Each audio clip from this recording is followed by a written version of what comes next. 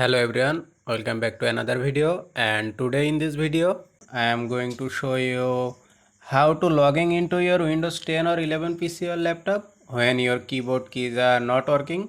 So if your keyboard keys are not working and if you are not able to type the login password, there are two type of method to fix this issue. So the first method is just go to the bottom right corner and just click on this icon accessibility.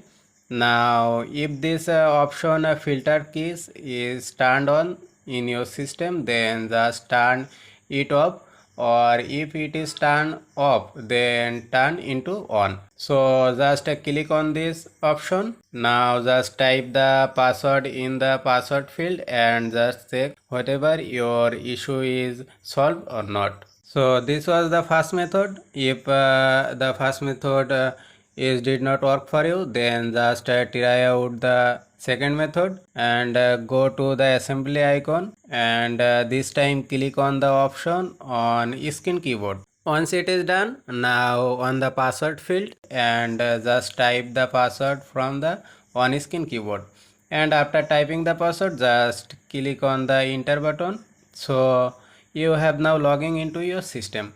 Now just right click over the start button, then click on setting option, then here click on update and security option. Now on your left side click troubleshoot, then on the right side click on additional troubleshooter.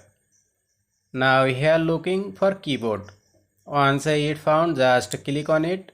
After that click on run the troubleshoot option. So it will try to find the keyboard related issues and fix them also. So just follow the interaction shown on the video. So this is how can you logging into your Windows 10 or 11 system when your keyboard is not working. So I hope this video really help for you. If it is, then don't forget to click on the like and subscribe button over here. If you have any type of question, then contact with me or comment on the comment section. I will reply you. See you in the next video. Till then, take care. Bye.